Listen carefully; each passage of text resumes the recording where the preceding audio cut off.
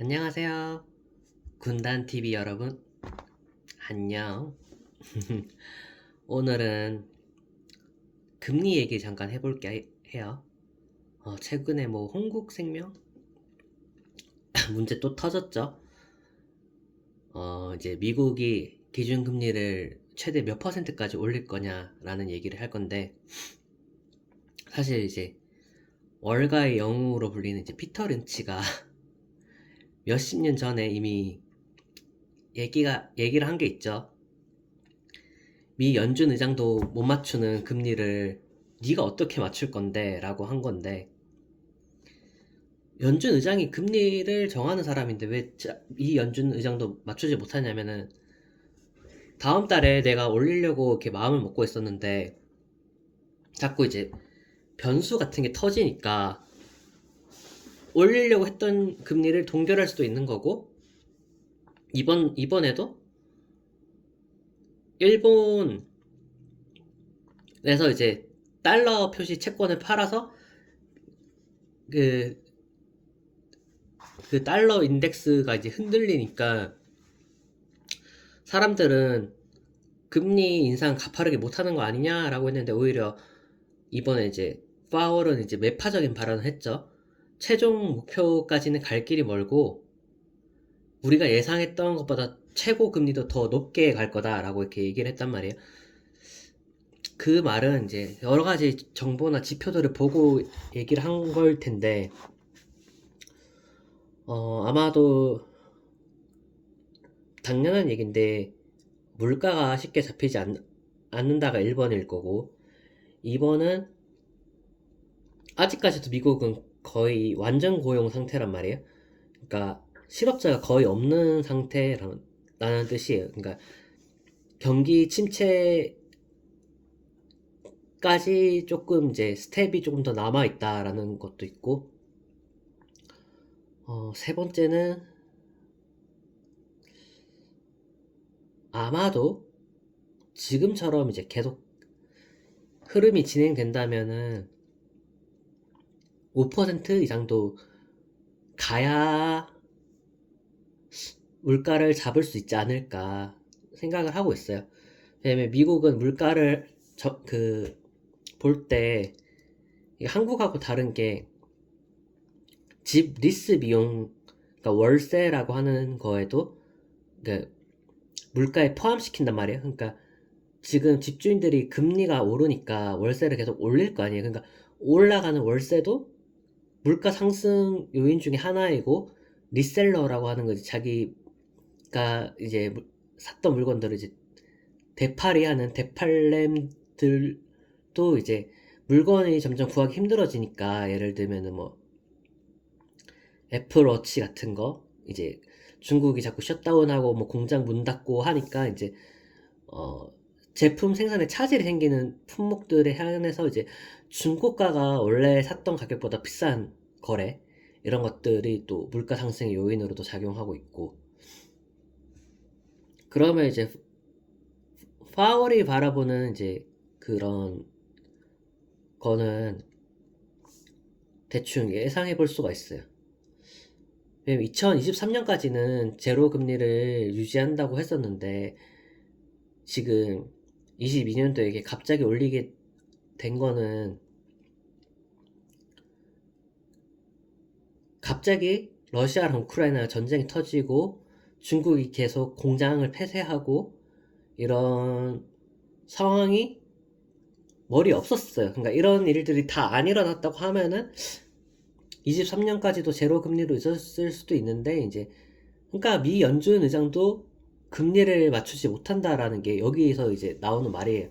그러니까 계속 돌발 변수들이 계속 일어나고 있죠. 근데 또 어디서 또 돌발 변수가 터져서 갑자기 금리를 다시 인하해야 되는 순간이 올 수도 있고, 아니면은 진짜 말도 안 되는 수준까지 올려야 될 수도 있는 거고, 그럴 것 같아요. 근데 제가 이제 그동안에 이제 그 파월이라는 사람의 행보를 보면은, 어 사실은 이제 딱 전형적인 딱 뭐라고 해야 되지? 전통 연준 스타일에 가까워요. 그게 무슨 말이냐 하면은 사람들이 이제 연준이 이제 금리를 올리는 거는 미국을 위한 자국 우선주의다 뭐 이렇게 생각을 하잖아요. 근데 사실은 미국보다도 이제 그 달러를 지키는, 그쵸, 달러의 수호자 약간 이런 느낌. 응, 응. 달러의 가치를 이제 지금 사실은 이제 비트코인으로부터 혹은 이제 다른 암호화폐로부터 이제 도전을 받고 있는 상황인데, 계속해서 이제 금리가 0%에 머물면은 사실은 유럽도 그렇고 일본도 그렇고 미국도 그렇고 사실은 이제 많은 이제 기축의 지위를 가진 나라들은 MMT 현대화폐 이론에 따라서 돈을 계속 더 찍어내서 이제 위기를 계속 극복해 왔단 말이에요. 그러니까 예를 들면 뭐 1조가 필요해? 그럼 1조를 찍고, 2조가 필요해? 2조를 찍고, 1경이 필요해? 그럼 1경을 찍고. 그게 왜 가능했냐? 말 그대로 금리가 0이란 말은 이자 부담이 없다는 거죠. 이자 부담이 없기 때문에 숫자상의, 예를 들어서 내 빚이 1경이다, 2경이다 이런 거는 큰 의미가 없는 거죠. 어차피 어, 만기가 다가오면 또 돈을 찍어서 갚고 새로운 만기 채권을 발행하고 이런 식으로 거의 만기를 거의 무제한으로 늘릴 수 있는 구조였기 때문에 지금 뭐 내가 행복하지 않다면 통장에 잔고가 부족한 게 아닌가 확인해 보세요라는 이제 농담 있잖아요. 이제 그것처럼 진짜 어, 어떤 문제가 해결이 안 돼? 그럼 돈이 부족한 게 아닌가 확인해 보세요라는 식으로 돈을 계속 찍어서 해결을 해왔단 말이에요. 그랬더니 돈의 가치가 점점 하락을 하면서 이제 물건값이 계속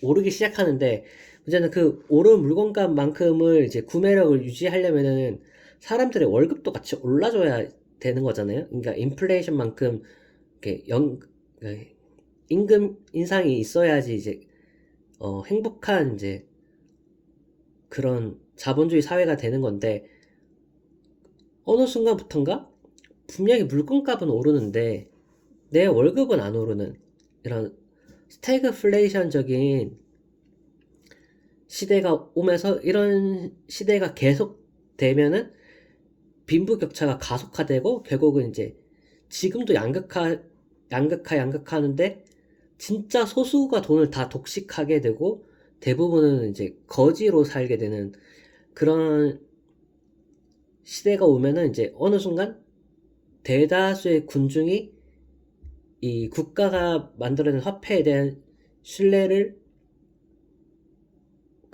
잃어버리겠죠. 그러면은 그 어느 순간 화폐가 아니게 되면 이제 세금 내기 위한 최소한의 화폐를 제외하고는 사람들끼리는 다른 어떤 매체를 통해서 그거를 이제 화폐처럼 이용하려고 하겠죠. 이제 가치 저장의 수단을 쓰려고 하겠죠. 이제 그러라고 만든 게 이제 그 암호화폐 비트코인이 이제 그러한 배경으로 이제 탄생한 거죠. 이거는 개수가 정해져 있으니까, 예를 들면은 이게 금이나 다이아몬드 같은 경우는 지금도 계속 채굴을 하잖아요. 그러니까 희귀한 건 맞지만 금이란 건 어쨌든 지금도 계속해서 땅속에서 캐내고 있는, 그러니까 그 총량이 점점 증가하는 물질이란 말이죠. 그게 뭐 다이아몬드든 사파이어든 루비든 진주든 이런 보석류도 마찬가지고 희귀한 건 맞지만, 근데 비트코인은 애초에 컴퓨터 시스템적으로 개수 자체를 제한을 해놓은 거죠. 물론 점점 더 많은 사람들이 가지길 원하면은 어떻게 하냐? 이제 그것조차도 해결한 게 이제 그 소수점 거래 혹은 이렇게 수학적으로 분수라고 부르는 건데 이제 그쵸. 1과 2 사이에는 숫자 1하고 2 사이에도 무한히 많은 수가 존재한다 하는 거를 이제 따온 건데 그걸 진짜 무한대 영역까지 쓰는 건 아니고 이제 사토시라고 해서 단위가 이제 제가 알기로는 거의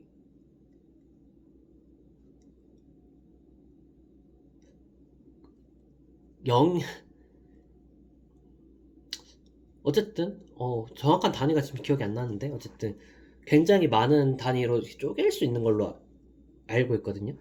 그래가지고 이제 그런 걸로 이제 좀 유동성 문제도 이제 해결하려는 모습을 보였다. 그리고 이제 그게 개발된 시기가 2008년 이후에 이제 리먼 브라더 사태가 터지고 나서 이제 양적 완화를 통해서 헬리콥터 머니를 통해서 이제 사건을 해결해서 빈부 격차가 더 커지는 모습을 본 사람들이 개발했다라고 이제 전해지고 있죠. 근데 사실은 그때 어쩌면은 우리는 2008년도에 기업들이 다 줄 도산했어야 되는 게 맞지 않나 생각. 사실은 원래 이제 기존의 강자가 어떤 이유로 몰락을 해야 신흥 강자가 등장하는 거거든요. 똑같아. 역사적으로 보면은 나라들도 똑같거든요.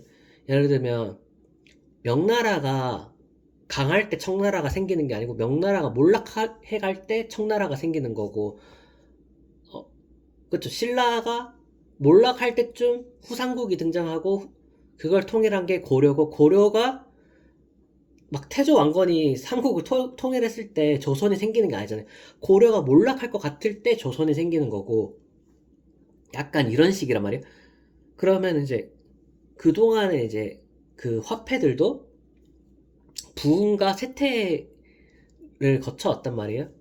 뭐 최근으로만 따져도 네덜란드의 그 갈란드화, 그 다음에 뭐 대영 제국의 파운드화, 그 다음에 미국의 달러 이런 식으로 화폐의 그 패권도 계속 이렇게 그 각 시대의 그 강국의 통화로 이제 옮겨왔단 말이죠. 이제 그렇다면은 생각해 볼 필요가 있는 게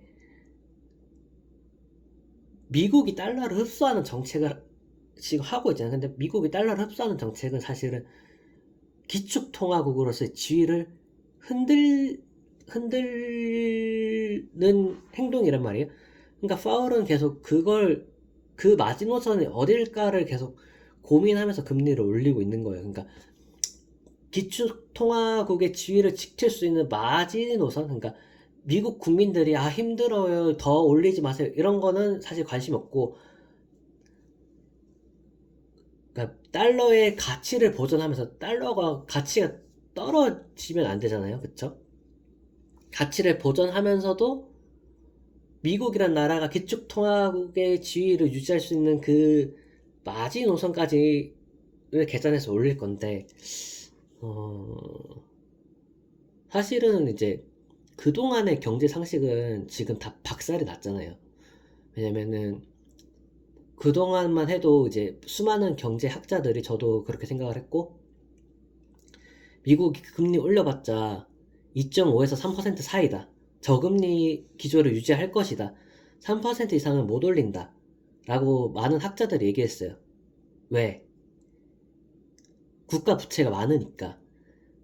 금리가 0.25만 올라도 경단위가 넘는 돈에 이자 비용이 어마어마하겠죠. 그럼 미국인들이 세금을 걷어서 국채 이자 갚는데 다 쓰고 나면은 재정부에서 쓸 수 있는 돈이 줄어들잖아요.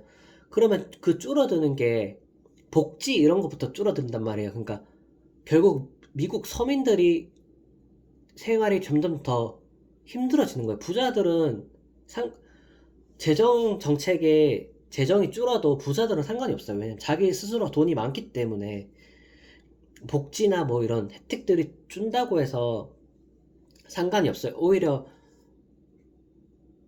세금 낸 것보다 혜택을 못 받고 사는 그 진짜 최상위 계층 사람들은 뭐 금리가 오르든 뭐 진짜 대출 비용이 커지든 큰 상관이 없단 말이에요. 근데 오히려 이런 금리 인상 시기나 뭐 대출 금리가 오르고 이런 시기에는 부자들이 타격을 많이 받을 것 같지만 반대 서민들부터 타격을 받거든요. 물론 진짜 막 레버리지를 일으킨 부자들은 이런 기회에 한 번에 훅 가죠. 그러니까 그래서 지금 막 건설사들이 지금 막 위태위태하고 한 게 이제 건설업이 대표적인 레버리지 산업이기 때문에 그런 건데, 그렇죠. 내가 가진 돈보다 더 많은 돈을 땡겨서 건설을 완료한 다음에 그걸 회수하고 그걸 또 담보로 또 대출을 또 땡겨서 또 미리 시공을 하고 그런 시스템으로 돌아가기 때문에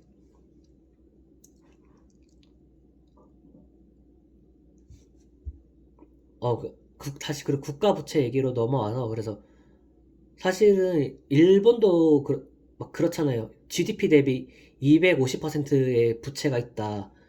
한국 돈 1경이 넘는 어마어마한 금액이기 때문에 금리를 못 올린다.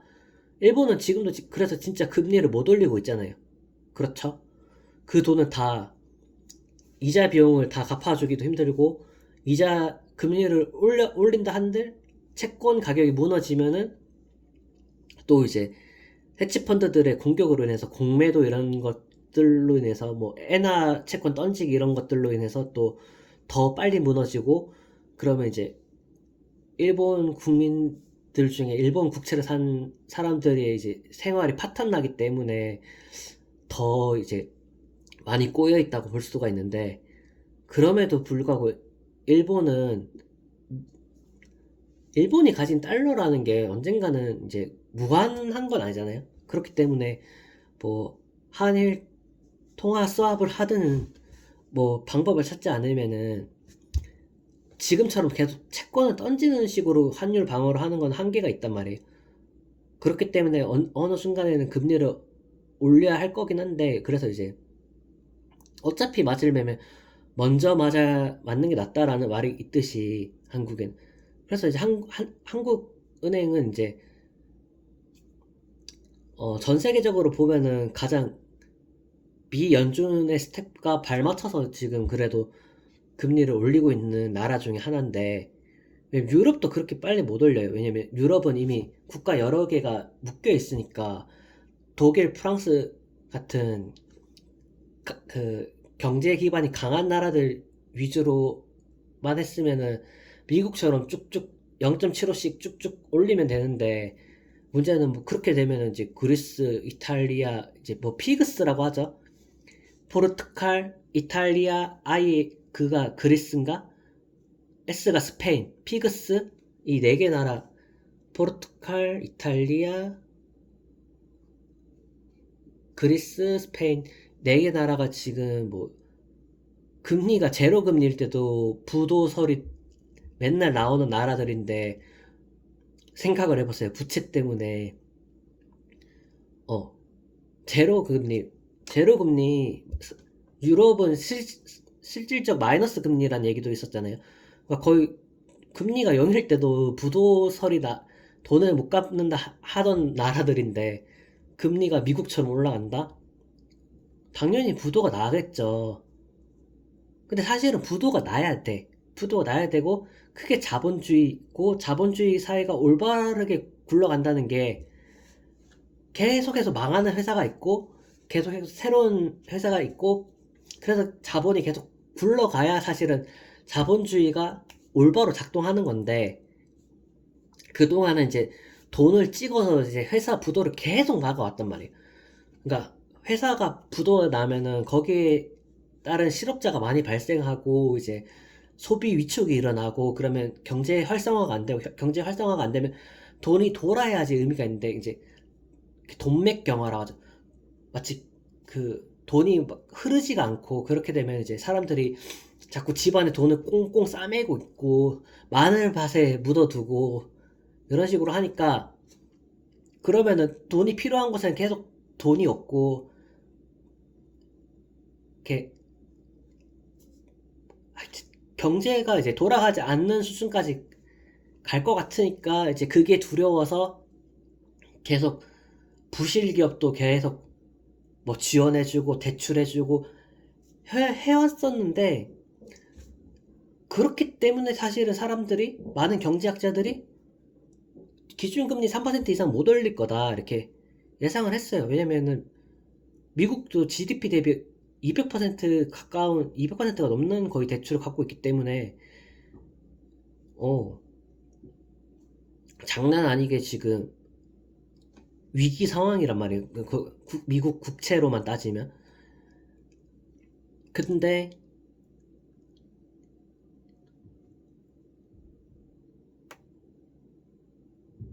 좀 심하게 얘기하면 지금 미연준은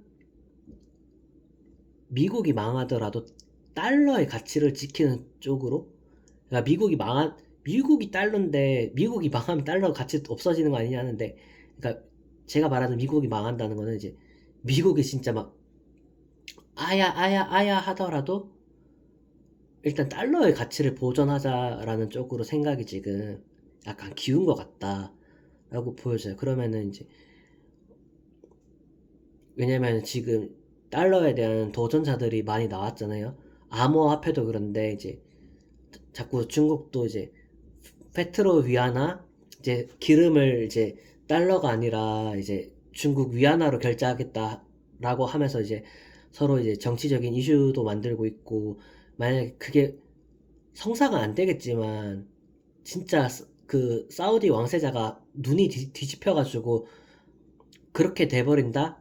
그럼 앞으로 이제 유가 표시할 때 이제 뭐 1배럴당 80달러입니다. 1배럴당 뭐 60달러입니다. 이렇게 표시 안 하고 1배럴당 뭐 20위안화입니다. 1배럴당 뭐 10위안화입니다. 이런 식으로 위안화 단위로 표시하게 되면은 또 세계 경제가 또 그때는 또 태풍이 불어 올 거긴 한데, 그 태풍을 감수하고라도 이제 그냥 뭐 너 죽고 나 죽자 식으로 할 수도 있는 거란 말이에요. 만약에 영 불가능한 거 아니에요. 그러면 이제 우리는 한국이나 뭐 다른 뭐 일본이나 이런 나라들은 이제 기름을 사오려면 중국 돈을 사와서 중국 돈으로 달러 그 석유를 결제를 해야 된단 말이죠. 재밌을 것 같지 않아요? 만약 그런 세상이 오면. 아, 물론 나도 죽을 수도 있어요, 진짜. 당연히 죽겠죠. 근데 그냥 그런 전혀 상상도 못했던 시대가 내 눈앞에 펼쳐진다는 사실 자체가 조금 흥분되는, 약간 기대 반 걱정 반. 어 진짜 막 이렇게 심장 두근두근. 아무튼 그래요. 그래서 그러면은 5.5까지 올리면은 달러 가치가 지켜질까? 7%? 8%? 9%? 지금 뭐 이제 신문으로 본 사람도 있고 못 본 사람도 있을 건데, 예를 들면 지금 뭐 아르헨티나 같은 경우는 은행에 돈을 맡기면 이자를 75%를 준다 하거든요. 근데 물가가 105%씩 올라. 그러니까 뭐냐면은 내가 2022년에 만 원짜리 있던 물건이 2023년이 되면 2만 원이 되는 거. 그냥 100%로 할게요. 근데 은행 이자는 7,500원을 주는 거지. 그러니까 금리가 와 75%면 저 나라는 진짜 은행 적금만 넣어도 금방 부자 되겠네.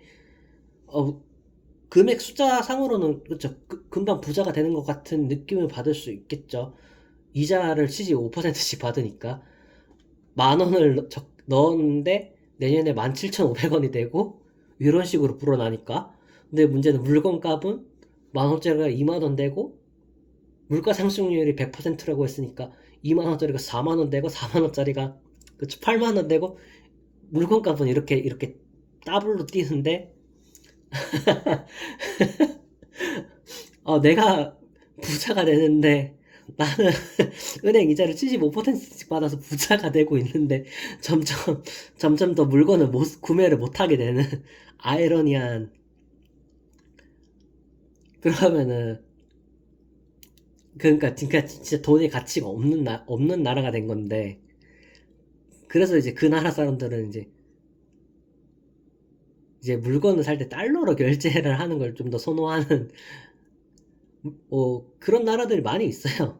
우리 바로 위에 북한도 서로 말은 안 하지만 자국 통화보다는 달러나 유로와 뭐 이런 적대국 나라 화폐를 더 선호할 거란 말이에요.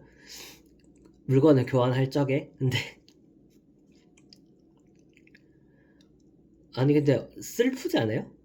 어, 굉장히 슬픈 이야기인데, 그럼 미국이 금리를 몇 퍼센트까지 올려야,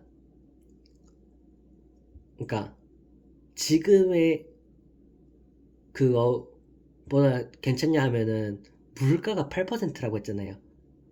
그러면은 봐봐요.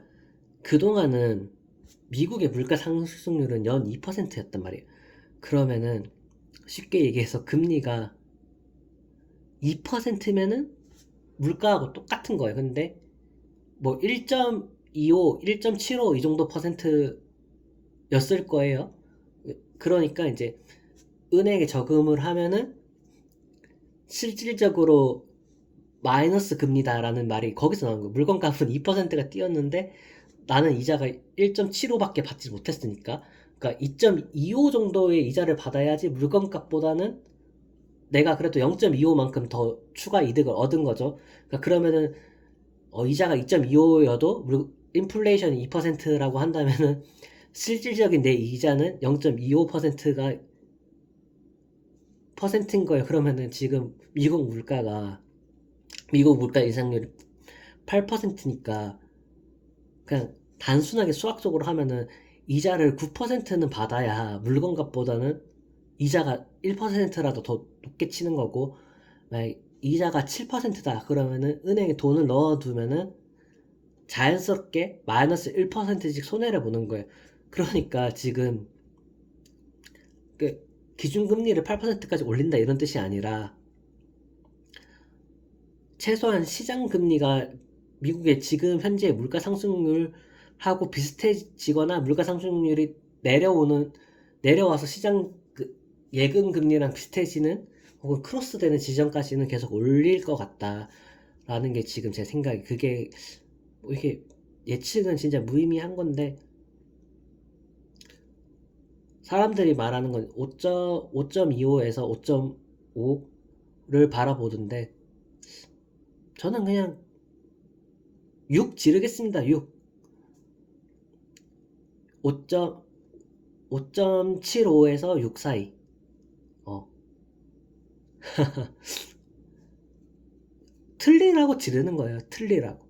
근데 내 말이 정답이 됐다. 진짜 미국 그 기준금리가 6이 됐다.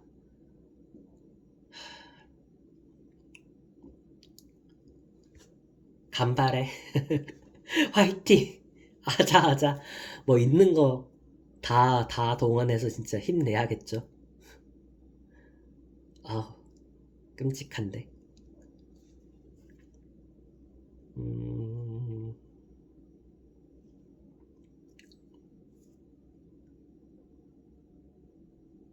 근데 정말 최악의 시나리오가 벌어지면은, 어, 아니다. 이 말은 아낄게요. 어, 너무 먼 미래를 얘기하는 거는 의미가 없더라고요. 진짜 막 20년, 30년 뒤의 미래를 지금 제가 예를 들어서 제 시야에서 보일 수가 있잖아요. 근데 실제로는 그 과정 중에 많은 변수가 생기고 그 제가 본 흐름대로 흘러가진 않지만, 예를 들면 지금 이 얘기를 해줘도 사실은 어, 대부분 이해를 못 하더라고요. 그래서 어, 먼 미래 얘기는 그때 가서 또 풀어드리도록 할게요. 안녕.